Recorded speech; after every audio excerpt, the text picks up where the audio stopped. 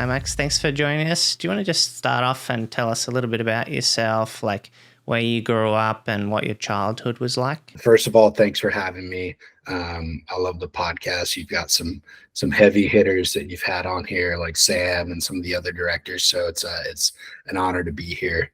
Yeah, I'm Max Fuerst. I am currently VP of the Wolfpack agency. Going all the way back to where I grew up. I grew up in Dallas, Texas, still reside in Dallas, Texas. So I've been here for 33 years. I grew up, had a pretty normal childhood with there was four boys and my poor older sister that dealt with the four boys. And we were kind of your normal rowdy sports, skateboarding kids growing up, you know. And did you grow up around cars and filmmaking? Like, how did that first kind of start? Yeah, I think, my trajectory to cars as a kid started as like something that caught my eye when I was pretty young, I was always into Hot Wheels and stuff, the cliche things when you're a little kid. And as I grew up, I took note of more cars and vehicles and was into more of, I guess, like the extreme sports like skateboarding and snowboarding. And so things like racing definitely caught my eye. So yeah, I think I was into cars, pre 14, 15, 16. And once you turn 16 and get a car, it's exponential as far as the interest gained into it, right? So yeah, I definitely play with Hot Wheels. I have footage of me driving go-karts around when I was a kid that my dad took. So I took the cars pretty quick when I was young. And then when did you first like pick up a camera and start filming things? As far as filming, the earliest I remember filming was like 13, getting these. So I'm 33, so like I didn't have a cell phone, or at least an iPhone, and social media wasn't around until I was in like college. So like we had little like handy cams or dad cams as we call it. I had friends with like VX1000s, and because I was into skateboarding, I remember like going out with them and basically filming tricks, but there was an art to it as far as like camera movement and style and how you film skateboarding, but like you either had a fisheye or a zoom lens on the camera, right? So it was kind of a thing where like everybody knew how to use the camera, and we were all there to film each other's tricks. So, and then of course, like we've filmed all sorts of shenanigans, riding bikes, kicking trash cans over when we were kids. We were troublemakers. Is that around the time of like Jackass and stuff? Or Yeah, for sure. I definitely grew up on the skateboarding, CKY, Jackass era, like right around when they popped up on MTV. So that definitely had an influence on my filmmaking, I guess. And it's funny you say that because I definitely didn't realize it until now. But that's what got us outside. We would just go outside and film stuff just to film it because we thought it would be funny. were you doing like stunts and stuff, or just like skateboard tricks, I guess? Yeah, it was mostly like skateboard stuff. We weren't that bad at troublemakers, but people definitely got pushed around and down things in shopping carts on occasion, since that's what we saw on Jackass. But yeah, a lot of skateboarding. I had friends with like dirt bikes and stuff, or we would go ride our bikes and try tricks with that. So that was mostly what it was about. And then what kind of like stuff were you watching like as a kid, or like when you're in your teenage years? Like, were you watching feature films or watching TV shows? Or I know you said you were watching like skateboarding and extreme kind of sports videos. Like, what other kind of things were you like watching?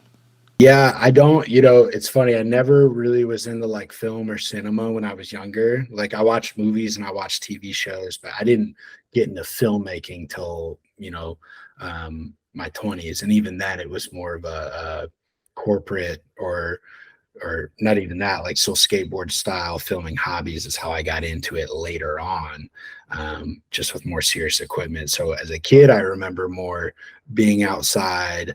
I remember a lot of video games between us, but the first like film I guess it's really two films I recall like really having influence on me. Was Gone in 60 Seconds when it came out, and then of course the first Fast and Furious. I just decided I was going to make that my whole personality, and so did a lot of people my age, right? So those were the first films that was more of a influence regarding automotive than filmmaking itself, if that makes sense. And you do like drifting and stuff now. Like, how did you first get into like the drifting kind of scene? Yeah, so it drifting is probably, I like to tell people drifting is what got me back into filmmaking, really, because we'll call it from the Lexus, I think 3 cars later, like I had another car, sold it, and then I picked up my first 240 SX, which back in the day, it was a engine swapped S13, they call it. And I bought it for like $4,000. And it wasn't pretty, but it had like the good motor in it, and it was pretty fast. So I think that was like 2007. I was 17 in high school. So I got into, driving that thing around. I had just seen, movies, and then I started getting into option videos, which are like the Japanese OG drifting videos. And that's where I kind of got into drifting in 240s, and then bought my first 240. And then from there started going to car meets and met other people that were into drifting, which like I didn't realize there would be anyone else. I thought I was just, one of a couple nerdy people in the States watching Japanese drift videos at the time. And so meeting them really kind of like set my trajectory with drifting as far as driving. So I started driving with these guys every week, and we'd go run around and find industrial lots to slide our cars around late at night on the weekends. But through that is where I started filming drifting as well. So I started off as a driver, and eventually decided I wanted to get into filming again as possibly a profession. And I was like, okay, I'm just going to go film race cars because that sounds fun. Was it the Fast and Furious Tokyo Drift? Like that was like 2006 that came out. Was that any influence on looking into drifting, or how did you? Yeah, I think I think by the time it had come out, I was so like I was so deep into actual drifting culture that like to me, like I loved the first Fast and Furious because it captured like what we were doing, which was just meeting up in the middle of the night somewhere. And I ran around to street races, and we'd go street drifting and stuff. So like that captured like real car culture, and nobody had seen that before. The second one, is in Miami, so it gets a little more flashy. And then the third one was cool, but like I definitely was a bit snobby about some of the cars, and like, oh, an Evo's not real wheel drive, so like how are they drifting that? But I still enjoyed the movie, but it wasn't a big wow factor to me, I guess, because again, I was young, so I was like, oh, that's not, that's a cool drift car, but that one sucks. That's not true to what they're doing over there. But it's it's a movie franchise. Yeah, you're a bit more technically savvy, I guess. You're like, once you see something that's fake, you're like, hey, that's not true. Like, and they're taking that like liberty to be like, oh, it doesn't matter. It's just a movie. Nobody's going to tell. Yeah. But it's We're like going to space now. Yeah. And I see it like military guys that watch these military movies will pick apart what people are doing and how they're shooting or how they're moving. I guess I can almost kind of relate it to that aspect, is how I was with the cars, right? Yeah, so you got into drifting, and then you started filming more and more drifting. Was it because people were asking you to film, or did you take it upon yourself to be like, I want to film like this event, or like what was the reasoning behind doing more filming?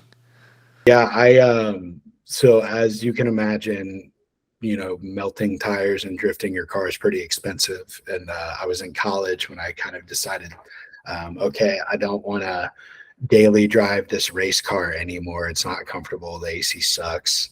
I need to focus on school. So I ended up selling my race car at the time, but I had made friends in the industry. One of them being my buddy Nate, who has been a close friend of mine for 13 years. We've lived together. He's a pro driver. And then my other friend Fielding, who is also kind of a renowned drifter. He's been on Netflix shows and stuff, but I've known them since 2008. So I took it upon myself to go get a camera and start filming those guys just because it was fun. I was having fun taking a camera and pointing it at cars and making these little recap videos of events or stuff they're building. So that's kind of what like really kicked off my filmmaking. Is I just, I went and got a T2i and just started pointing it at cars and filming stuff that I thought was cool and making stuff that was just cool to me. And that was kind of the only goal at first. And how did you make money early on, like filming projects? Were you like charging people to give them a video, or like how did that all work? It was kind of like, I guess the typical like slow roll, right? Like I shot a bunch of stuff for free, but it was just, what I started, it wasn't, oh, I got to make money at this. It was, this is fun. And if I can't race my own car, this is the next best thing. So I was like, this is cool. I loved filming skating growing up. So it kind of felt like going filming skating with your friends. So I would go to events, make things, and do it all for free. I felt like they were giving me something by giving me access to certain things. Right. And again, this is like, I remember this is a time when people had just figured out how to upload something from Premiere onto their phone through Dropbox to put it on Instagram. Like everything on Instagram was like pictures and videos from phones, right? So this is still like very, very early social media. So again, I'm just making stuff for fun that would go up on people's YouTubes occasionally, or Facebook video was big at the time. And I was just having a good time making it. Now that after some time, years of that, I'm like, hey, can you get some gas money? Can you get some food? Then it's, $100 here, $200 there. But the one that sticks out for me is I was in college, broke, just going to school and trying to film stuff and, have a good time like every college kid.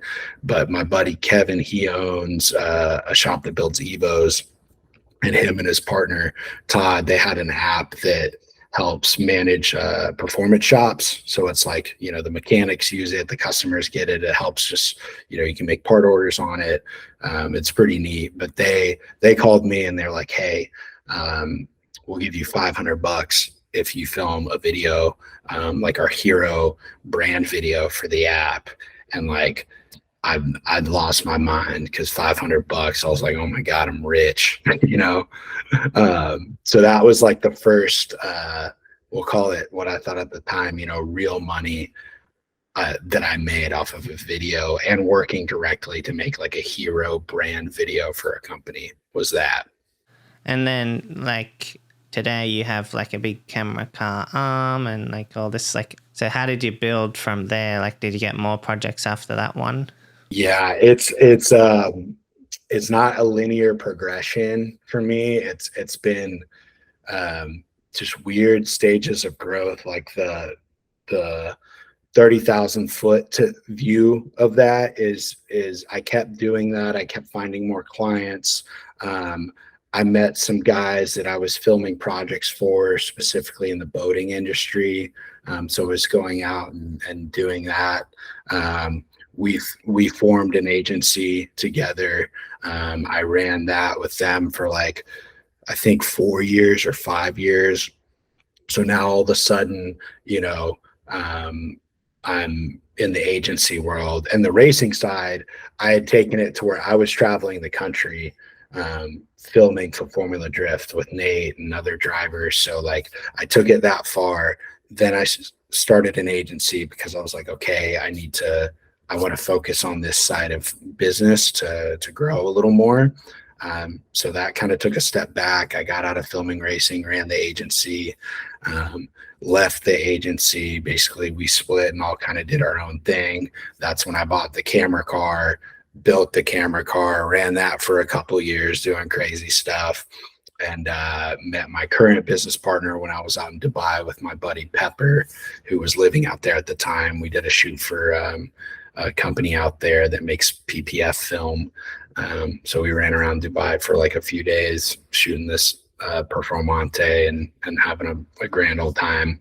But I met my business partner out in Dubai. He moved back to Texas, decided to start his own agency, bought my company from me and brought me on as the VP.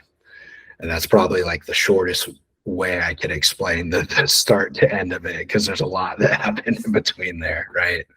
Yes. So was the first company, was that Speed Patrol, or was that the one you set up on your own? All corporate stuff. We did websites, we did SEO. I managed the video side of things, and we just kind of grew it until we all decided like we wanted different things. I sold my shares back to them and went and was like, I want to get back into automotive. I want to build one of these camera crane things, because I saw Moto Crane had released their first version. But when their second version came out, I was actually at the SEMA Auto Show, and Zach, the CEO, texted me and was like, you need to come check out the crane. I was there working for Ford at the time for their Ford Out Front booth. And I went and checked the crane out, talked to him for like an hour, almost missed my flight because of it. But they really like helped me kind of acquire that. And it was a big reach for me. You know, it wasn't a small feat or a small buy at all. I definitely kind of went out on a limb, and they kind of like, I guess, held my hand through that. But yeah, I left the agency because I wanted to build that, get back into filming racing, which is what I love to do. And this is probably good advice to any video person, you know, whether you're a cinematographer, videographer, whatever you want to label yourself, like people, you're there to deliver a product, and people are going to try and like bring you on their team or bring you into their company, but it's because they're trying to get more value out of you. And it's almost like what I found literally until my current role and current company, it's just like people are going to try to just use you for your skills, you know, whether you're a good videographer or not, whether you're making TikToks or whether you're filming car commercials, they're just going to try and like get you at the best value they can. And like, I know that's kind of a blanket statement, but like perfect example is like, if you're freelancing making $100,000 a year, like why would I go take a $60,000 salary job where you're going to make me work twice as hard? You know, I see it so much in the industry. Everybody's offering these full-time gigs, but they don't want to put up the money for it. And then they're like, oh, nobody wants to work. And it's like, you got to understand, like you're complaining because you see value in what I do, but you just don't want to pay for it.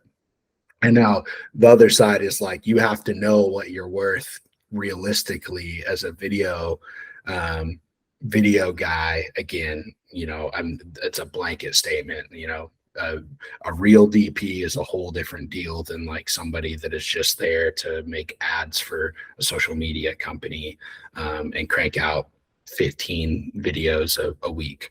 And both are important, right?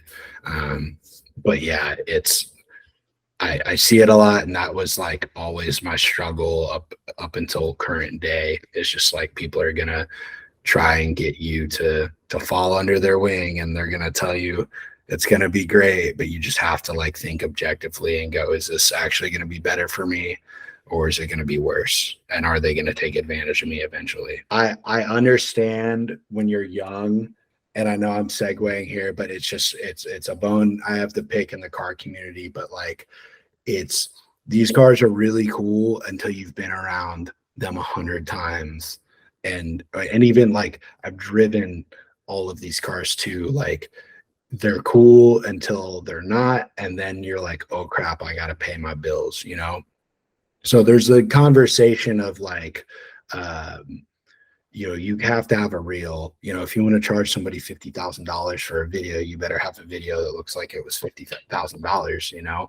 Doesn't mean you had to charge for that. You could have done something that was $10,000, but spent all the budget to make it look high end, right? But these guys with supercars that are saying, it's it's a privilege to film my car. There's some guy here in Dallas that like literally charges people to respond to their DM. He will charge you like $50 to respond to your DM about shooting his car, and then charges you to shoot his car. And it's like, that's cool, I guess, but like, I don't know. That's not what it's about to me. And if you want to film cool cars and you're shooting videos, like, don't fall into that trap. There's too many cool cars around and too many cool people that own those cars that will like show up wherever and just be appreciative of any photos or videos, right? Yeah, so the first time you saw like the moto crane and you're at SEMA and you're looking at it, and I guess it was a big purchase, like how were you able to like take that leap? Was there like a financing option, or did you have to get a loan out to kind of buy it? Yeah, no, I financed it. And basically I financed it, was like, okay, I'm gonna buy everything else, right? So it was securing commercial financing, at least back then. And like I didn't have bad credit. I just didn't have a lot of it, like I wasn't in debt or anything. But they're, finding a bank that was just like, okay, had a couple car payments that were, $20,000 cars. Like, why should we give you 75 grand and expect you to pay it off? So yeah, it was I don't know, I just made it work. And I've always kind of been of that. Like my first red, I like cash advanced a credit card and then paid for half of it cash. And just, I don't know, I've always kind of been impulsive with things. So and if I put that pressure on myself, I'll make it happen. And I always just kind of think, okay, like worst case, my payment's this. Can I go make that every month with the thing I just bought?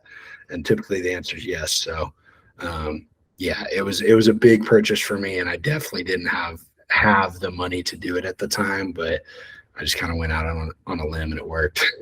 And did you have any like jobs lined up that you knew, or you just kind of thought, oh, once I get this, then I can approach certain companies or people and figure it out? I still don't know. There was either one other one in Austin, or I was the first one in Texas to get it. And it was new enough to where part of the safety net was, this is a new arm that like not a lot of people have, and they kind of democratized the industry with the piece of equipment because it was a 12-foot jib. And if you didn't have that, you needed a techno crane, or you needed to go to Filmotechnic, or these guys that charge 10, 15 grand a day back then. So that was like a big deciding factor on if I should do it or not. It's definitely, obviously moto cranes are everywhere now. Like it's a great piece of equipment. They've got different renditions and stuff. So the market is more saturated. So it's a different conversation today, because you don't have that safety net of like, oh, I'm, one of the first people with it. So that was a big part of it. But I also, from 6 years of filming professional drifting and, running around with the Hoonigans and like RTR and all these other kind of big name automotive people, I had those relationships established that I knew that like once I had this thing, I'd figure out how to make it work to make it of value to them. Yeah. So yeah, like it's like the same thing with buying a camera. Like you can get the best camera out there, but if you don't know anybody who makes films, like you can put it on the website, or maybe like were you like reaching out to new kind of people, or like did the word kind of get around that you're the only one with this new camera arm? Yeah, like I had kind of a different strategy than a lot of people that bought the system did. I wanted to build the fastest, or I should say quickest camera car in the world. So that's why I bought my Mitsubishi Evo 8. It's 400 horsepower, all-wheel drive. Going back to the Fast and Furious, the second Fast and Furious, like put that car on the map, right? And so I knew that people were going to freak out if I put this thing on an Evo, and then I call, my drifting or racing clients I had worked for and been like, look, like this camera car is the only thing that's going to keep up with you guys on track, because the older ones that are bigger, they weigh so much, they're not as nimble, they can't get around as track as quick as this thing can. And then I knew if I put it on social media that it would blow up, or not blow up, but like it would get a lot of attention for sure. And it did. So that was a big factor into marketing my company, was making that decision to build that platform with the crane, and then getting it on social media and going and trying to film the coolest stuff I could with it. And then what was like the first like project that you kind of did with it? I remember the first project the car really went out on was one for Roush. We went out to like the middle of nowhere, Ohio, and filmed this supercharged Roush F-150 ripping around. Aaron Kaufman from Gas Monkey was the driver, super cool dude, and I've gotten to work with him a lot on different projects from that first one. And it was an overnight. We started at 6, wrapped at 6. We did that for 2 nights in a row, ripping around Hamilton, Ohio, which was about as like Old Town Ohio as it gets. And the commercial, we just showed up as the camera car unit. Like I didn't direct, I didn't DP it. It was just like we showed up and brought the camera car, but the commercial ended up getting nominated for the Motor Film Awards, and it was super cool. And then was there like a learning curve? Like were you driving the car or like operating the camera or the arm, or like how does the whole camera car work? Like, and how did you figure it out? Like on that first day, were you doing tests or practice before, or had you used other cars? Like, no, I like that thing showed up at my office at the time on a pallet. I was like, I can't believe I'm allowed to just like buy this thing, and now I get to go do whatever I want with it, which is an ode to Moto Crane, because like the system's so user friendly and so easy to operate. But the operator awareness is something that's obtained over time, and like you can obviously seriously hurt yourself or something else, or break a lot of stuff with a piece of equipment like that, right? have you seen those videos of the car like hitting a power pole or whatever? I have like 20 of the same video in my Instagram DMs. Everybody sends them to me, like the dude hitting the pole and the Movi falling down to the ground, the Ronin filming the Raptor breaking off in the sand. So I love the carnage videos. They're fun. Reminder what not to do, I guess. Yeah, exactly. It keeps you on your toes for sure. But regarding like the learning curve, or just getting into how it works and what you need to operate, it's a 4-man team. You have a driver, you have an arm operator, which typically is my role, unless I'm directing or operating the head. So the arm operator just controls the jib. So you're jibbing up and down, left, right, full 360. That's what you're controlling. Then you have the DP head tech. They're the ones actually pointing where the camera's facing, with the gimbal that's on the end of the crane. And then you have your AC, so they're doing focus the whole time. So you got a full car, which is a lot of people in a 2003 Mitsubishi Lancer Evo. But now we've got a bigger vehicle to do it in. Did you have like the same driver every time, or do you have like different driver? And are they like what kind of driver are they? Like they're good at racing? And I always pick drifters as my drivers. So I've had like pretty consistently the same drivers over the years. I'll change. Like my first driver, Kegel, he went on tons of projects with me. Like he was on the big RTR shoot with the big explosion that we did. He moved to California. Then I started to sub in. My buddy Fielding, who I mentioned, was one of the first people I filmed racing with. I would film him racing at local Texas events. So he's is kind of my go-to camera car driver now. And then I've got my buddy Harrison, who also is a drifter. I just find that like they have a lot more like spatial awareness, and like all three of those guys have an understanding of cameras too, which is a big thing. So it's like I can tell fielding like, hey, we're on a 35, let's get a rear 3/4, and he knows that, where to put the car with a 35 before, if I go, hey, we're zoomed at a 100, he's like, okay, he'll, sit back, or he'll adjust with me, and I don't have to think about communicating with him any more than that.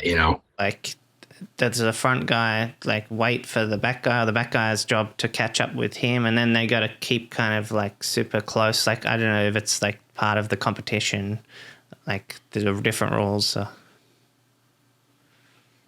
Yeah. So like the competition format, the way it works, and when you see people drifting, they're all typically just trying to stack up next to each other, even at fun events. But the way a competition works is it's judged, and you have a battle, right? There's two cars that go against each other, and they take two runs. Car number one will be in front first. Car number two's in the back. They take their run, and then they switch. So car number two's in the front. Car number one's in the rear.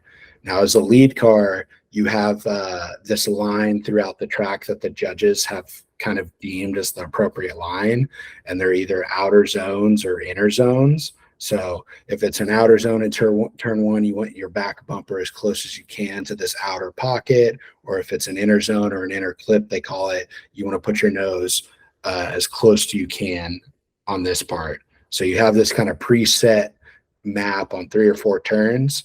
Their job is to try and do the perfect run that the judges want. And then as the back car, you're trying to stay as close as you can to them and mirror exactly what they do. That's your only job there. So you do that, then you switch. You got to put on a perfect line. That person has to follow you. And then they take all that information into an account, and then they judge, who did both better. Which it gets pretty crazy and complicated at the pro level, but like until, for the most part, like me explaining that to you and you going and watching a run, you can be like, okay, that guy did everything better, he's probably going to win. This guy did everything better, he's probably going to win. But that's like the basis of all drifting. And then when you're just having fun, like if I'm in front of my buddies following me, I'm just trying to be smooth so they can get close. And then we switch and do it again. Or sometimes there's 5 of us and we try and do it. And then someone messes up, then we hit each other, and it's a mess. Not filming like them racing as fast as they can. They're kind of dancing with the camera car as well. Well, the thing about filming drifting, and it's why the Evo was built, is because when you're filming a fast car, we can do so many tricks and get so many different angles, use lensing, use under cranking footage to make a car look like it's going faster than it actually is. Like I literally just saw on Instagram a DP talking about filming for an OEM, and they had a prototype vehicle, and he said like the car wouldn't go over 15 miles per hour, right? It was a truck, but you look at the footage and it's fast. With drifting, there's no like going slow at all. Like you cannot simulate that and cheat it. You definitely can make it look faster by under cranking and making it more intense. But like the Evo was built because when I've got 2,000 horsepower Mustangs behind me that I'm supposed to film drifting, I need something that's going to haul ass and like stay out in front of them so they won't catch me, or they won't get choked up behind me and slam into each other. So filming drifting is about like the most intense kind of car to car you can film, especially if it's like a lead chase or a lead follow. Of course, you can film someone driving around a turn and just take an approach angle and just get one section of it. But I wanted something that was like, all right, come follow us and we'll stay in front of you. And they're always like, you sure? Like these cars are pretty fast. I'm like, just do your thing and we'll be all right. Around the corner, like burning rubber, like maybe losing speed, and you're just like focused on going as fast as you can, like straight in a straight line. But like, does it matter when the camera car, like if the arm kind of moves to the side, does that throw off the It does, That kind especially of if you're thing. going fast. And again, like the best example I have is like the RTR project where we had the big explosion and we did like a Tron night shoot for that too. But those cars are 800 to 1,000 horsepower. So we're going around a track that's turning. And then you have the crane with a big wing on the back that when I swing the arm out, you feel the car turn or it'll pivot. And they're they're not losing speed behind us. They're depending on the turn. If it's a tight turn, sure, they'll slow down into that tight turn. But then if it goes up to like a big hill with a slight turn, they're gaining speed and drifting at the same time, sometimes faster than what like, a 400 horsepower, 500 horsepower car would be doing if they were driving in a straight line. So there's a lot of like, oh shit moments and kind of like the cars are moving and they gain speed fast and pick up speed fast. So if I'm not at the next turn by the time they're, midway there, then they're trying to slow down and not hit me. So there's a lot of like big danger factors involved, which is why we named it Speed Patrol. It was kind of like a beach patrol play on words, but it's because we know how drifting works. We know how going fast in cars works. So like we're there to make sure everybody's safe. How do you keep like calm and make sure everything's kind of running smoothly? I tell people the camera car, at least the Evo, I basically built my own worst nightmare because like I do drifting and I race cars, but I love driving race cars, but I hate riding passenger. So in the Evo, I'm sitting there and I'm passenger and I'm looking at a screen. So the motivation to keep calm is because I don't want to do the shot again if we're going fast. So but no, it's more of like, I know what I'm doing with the arm or operating the head with the arm operator that usually runs with me. And then I have full faith in the driver. So it definitely is like about spending hours with the team in the car and being on so many shoots and being comfortable. Like we all can kind of communicate and say a lot with a little, if that makes sense. And are you like screaming out loud, like, ah, every time the car comes close? No, I mean, we've definitely had our moments for sure, where things were getting a little sketchy.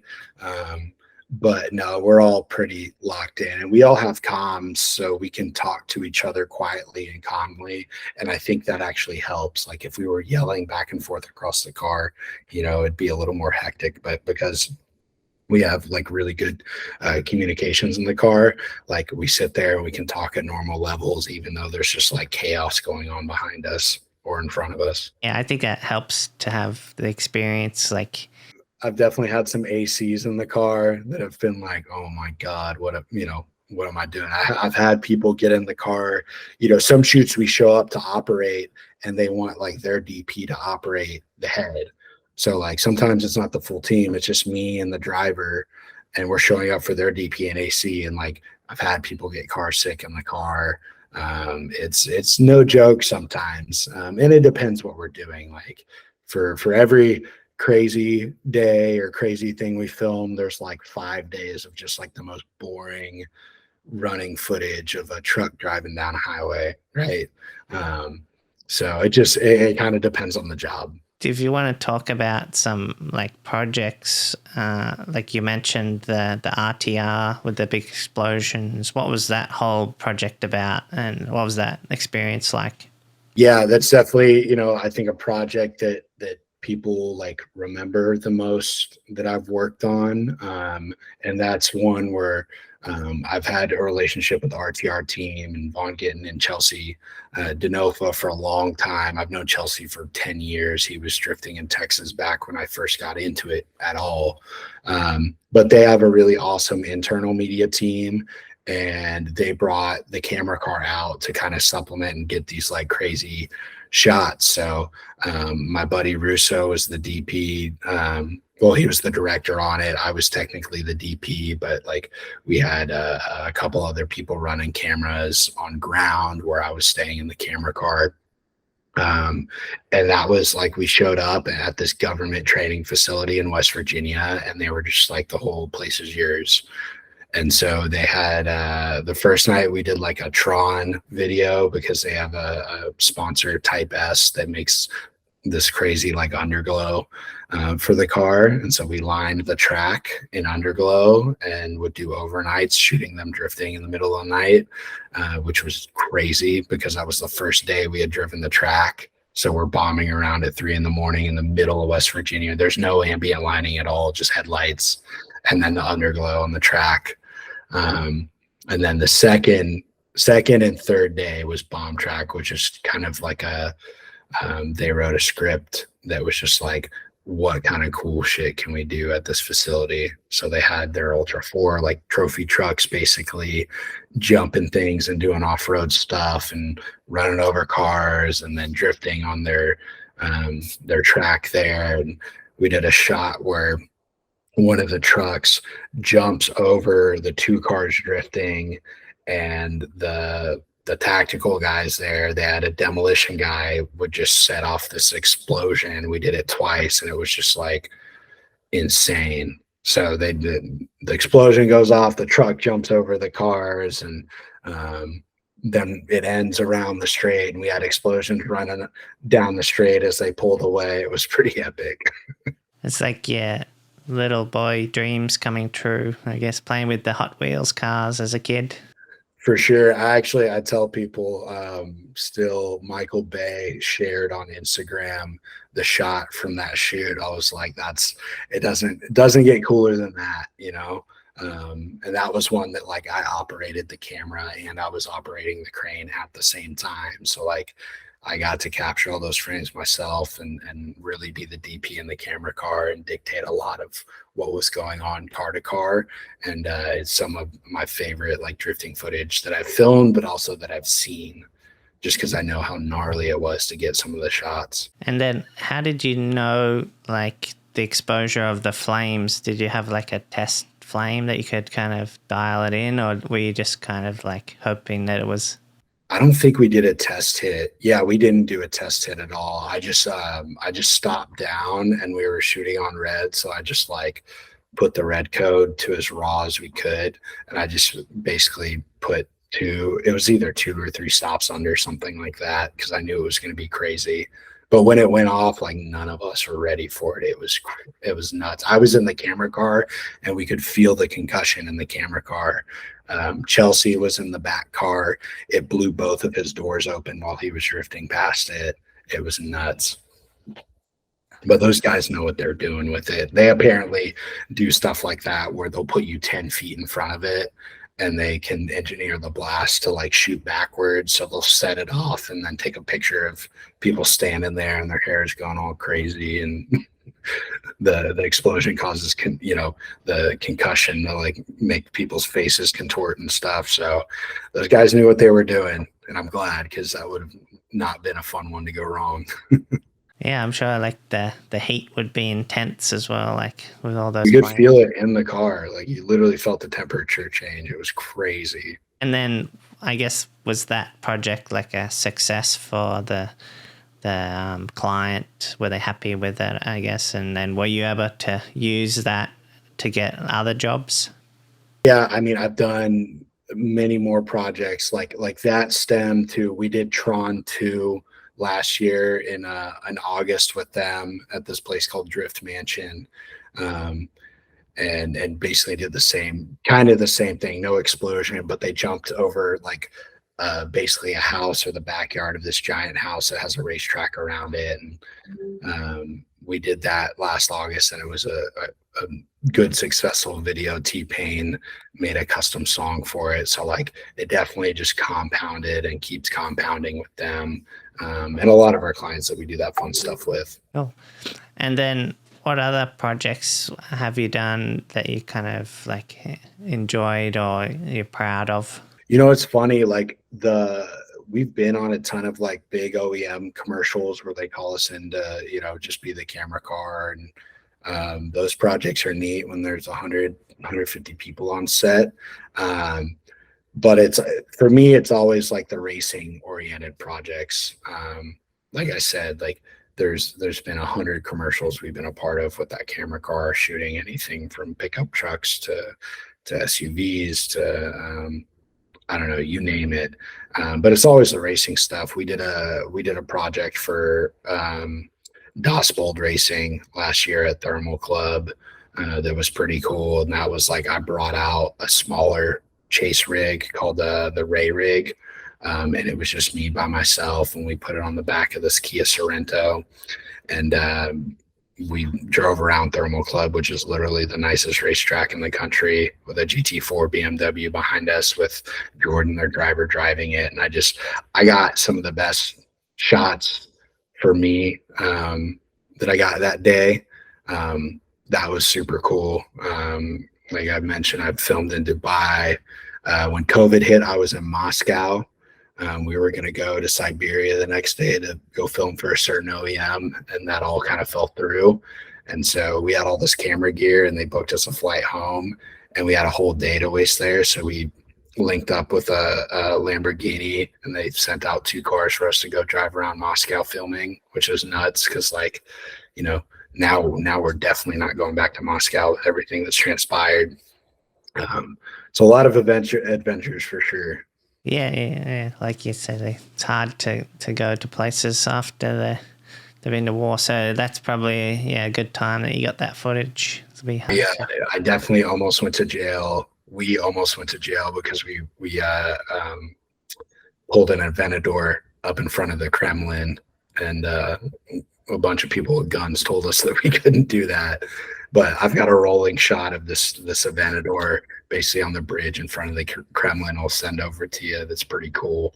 And that's what's funny. Like, you know, that wasn't the job I was being paid for, and we were leaving because of, you know, COVID. But the things that typically stick out to me are like the fun things that I like doing, because those moments are rare and rare nowadays. As you probably know, you get busy and you're filming just for clients, just for business. So sometimes it's the most fun when you just go pick up a camera and film something that you like, and just leave it at that. Yeah. So talking about that, do you have any like passion projects or like any kind of things that you would want to do, like a mini documentary on a certain like race or racer, or like those kind of like projects? Do you have any kind of thing in mind for the future? I definitely like a bucket list thing for me is to, you know, have any project associated with an F1 team, you know, for the team itself. As one of our clients at the Wolfpack agency, like that's bucket list for sure. Passion project wise, there's not a whole lot, unless it's like, you know, I've been a part of a bunch of passion projects, or a couple lately, but it's always like me driving my race car for them, which I do like doing. We're filming a build series with my buddy Nate that I mentioned earlier. He's got a new car he's building, and that's kind of a buddy deal, you know, that we're doing, and kind of ticking my passion project box right now, just because I don't have a lot of free time anymore. But he's building an awesome drift car. It's a GR86 Toyota with a built 2 JZ, dog box, quick change, like full blown race car, drift car, like pro car. So, but that's one, like, you know, it's not a free project, and we got our group of guys on it, building it, and I'm kind of directing and producing it. So I'm having a lot of fun doing that. So what was the progression like from driving the camera car to first, you know, directing your first project? Was it kind of like you'd been around it a long time and you'd kind of been doing it here and there, but what was like the first kind of big project that you worked on that you were directing, and then it's your responsibility to make sure? You know, it's funny. I've directed a lot of like corporate projects. At the first initial agency, I was directing things like that. And then the funny thing about the camera car is you almost end up directing a lot of what's going on, just because like when the camera car goes up, everybody kind of like looks at you. So on like smaller projects where, like, you know, we all have labels and names on set, but there's some things that are big projects, but maybe budgets only allowed for a certain size crew, but it's for extended period of days. Like you end up having a lot of say in what goes on. So I felt like that's what kind of like got me ticking as far as like how to, not control crew, but like communicate to crew and how to set things up and how to be on time and how to be effective and efficient. To where the first like, I guess big project that I'd say I was like officially a director, even though you probably could have called me that on a lot of other things I did, but felt like I really directed was this Tire Streets commercial I did for Tire Streets, the company. They're a sponsor of mine for my drift car. They sponsor Nate, and we filmed one of his cars, and they basically told us that, we want to do a commercial for this tire. What do you want to do? So I, wrote it, came up with the concept, the treatment. The Wolfpack agency produced it, and we went out and we shot a cool little fun drifting spot. So that's probably the first one I really like sank my teeth into, and I guess claimed director, if you will, even though there's times I could have done it, but you know how film sets are. Sometimes it's just chaos and everybody's got a say in it, or sometimes you're the director and the client's just taking control of everything. So yeah, I'm sure like there's a lot of directors that maybe don't have experience in filming cars, so they rely on like the camera car technicians to kind of lead them and show them what's possible. And then a lot of times like the agency takes the edit and does whatever they want anyway. So yeah, they do. And then you mentioned that now you're like an executive producer on some projects with your Wolfpack agency. What is it like dealing or like communicating or talking to clients about a certain project? I guess you're talking about budgets and how to kind of deliver what they want. Like, what is that role like to you, like as the executive producer? Honestly, I love it. It's something leading up to this role. Like I always had a lot of anxiety on set because you know what it's like when people don't have their ducks in a row, and you're, as a contractor, you're relying on them to tell you what's going on, how long it is, what you need, and things fall through the cracks. So like as an EP and a director on the stuff for the Wolfpack agency, I know about the gear. I know what, grips and gaffers need. I know what ACs need. I know what lenses we need. So there's a lot that doesn't get lost in translation that can with other producers, I guess I should say. So, and it's all like my business partners are great. They really help tee me up to kind of set client expectations. That's always a big important thing to me. We don't want to overpromise. We want to underpromise, over-deliver. So we try and keep that mantra of things, and the kind of synergy that we have with our clients between our team. It all just works really well. Like Nick's our CEO, Megan's our creative director. They're both super talented, super smart people. They kind of allow me to do what I need to do to make sure these videos come out great. So having them backing me, and then me being able to go hire my network of people and friends now instead of being in competition with them is super awesome. Future wise, now I have this EP/VP role at an agency where like I'm not just a filmmaker anymore. We are, that's obviously a big facet of what we do, but I'm excited for what we're doing at the Wolfpack agency, because like we're involved in so much on web and social and training and vehicle launches and experiences.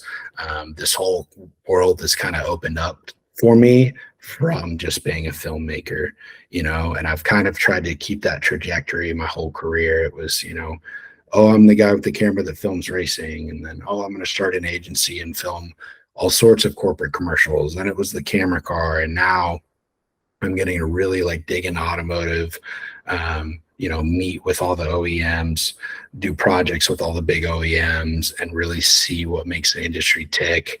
And like making pieces of content was like such a big deal to me. But now I kind of get to be involved in the whole web to where like that piece of content's important, but also where it's distributed is important. And then who sees it? Is it the dealers? Is it, the teams at the OEMs? Like, how does everything funnel through and end up either changing how cars are made, change how they're marketed, or change how they're designed and getting people to buy them? So I've got this whole new world that's opened up to me now at the Wolfpack agency. And all I'm trying to do is like get better, learn the industry more, just do more cool stuff with these OEMs, because like the automotive world's changing so much now. And just keep I don't know, making cool shit. So you're focusing on the original equipment manufacturer, OEM, rather than like the smaller kind of manufacturers that make like bolt-on parts. Like I'm sure that's a big part of the industry as well, but their budgets probably aren't as large. Yeah, it's just, if we get approached by an AEM, that makes intakes and engine management and stuff, like we're in for anything automotive.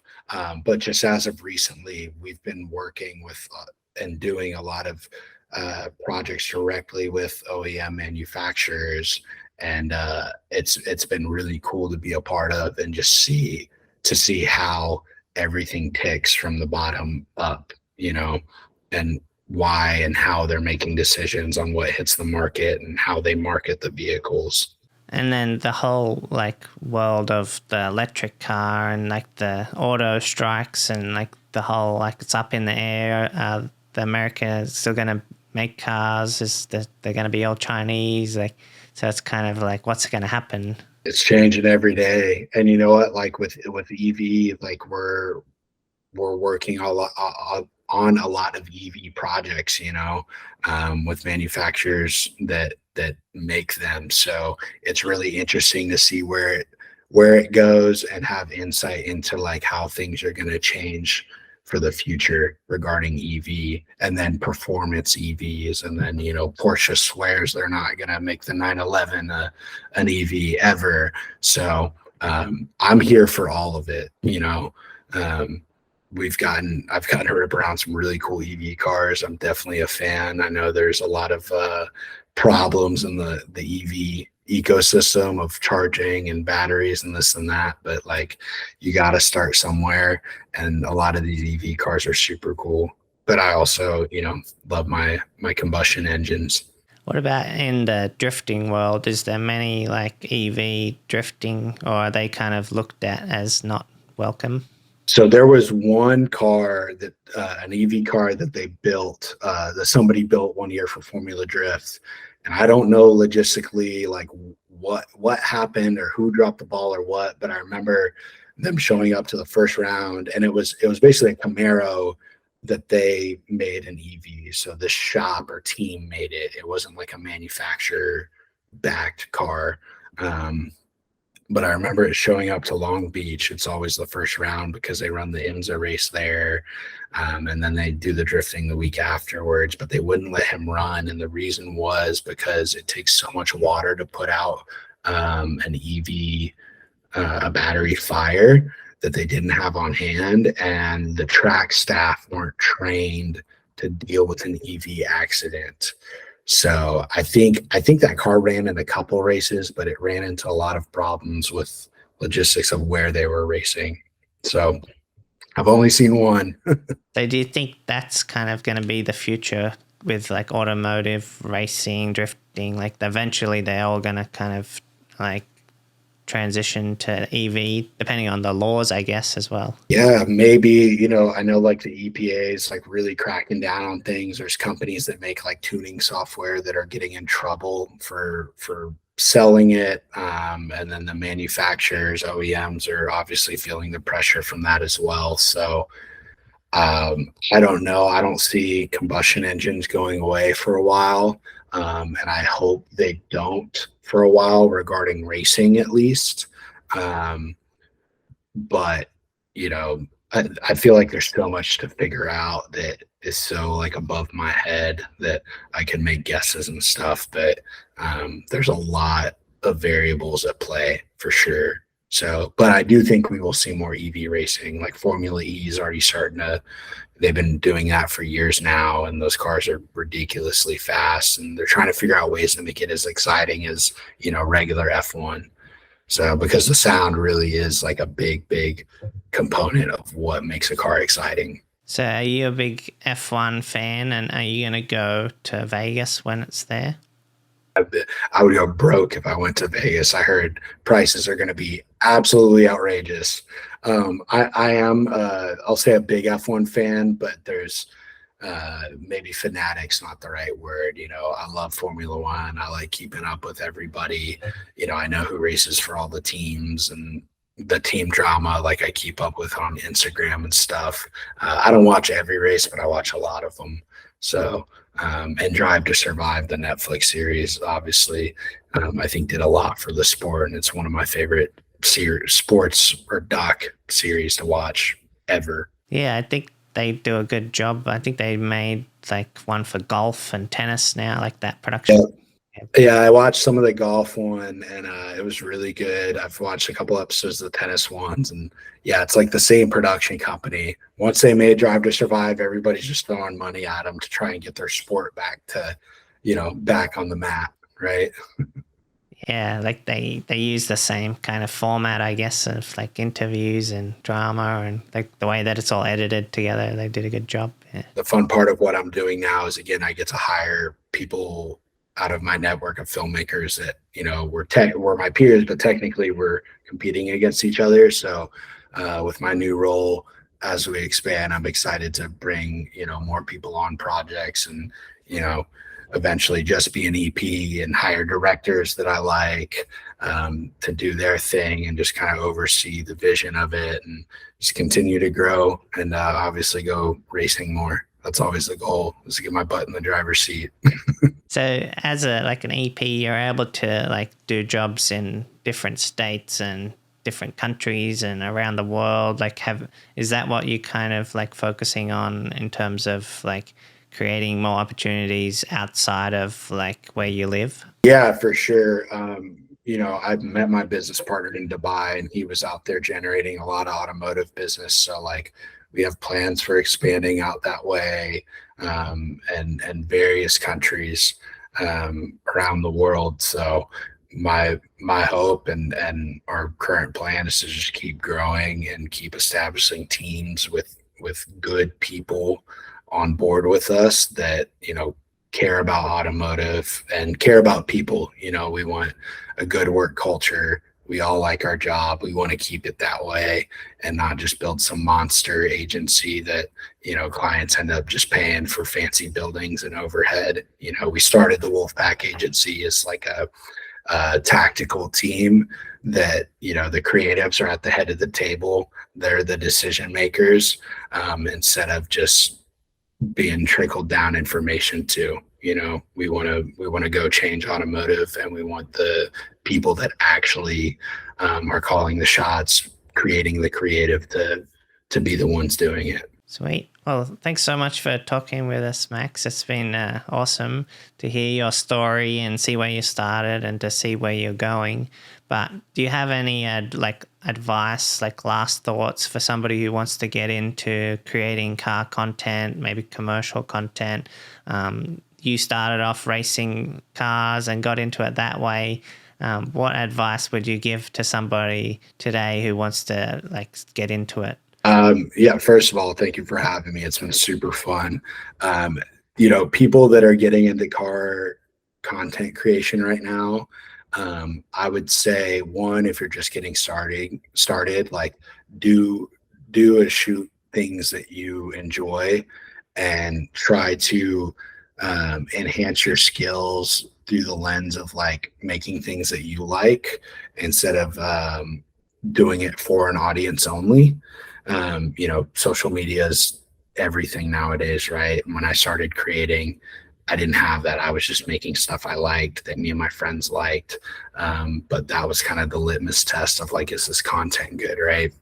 And then from there, I think it's just seeing what the environment's like today, like seeing what ads are working, what shots are working, follow people that you really like their work and learn from them, study them, take influence from them, but don't copy them, and just kind of put your own style on things. But I think the biggest thing is just like shoot what you want, shoot what you like, provide value for people, and then you'll start getting phone calls.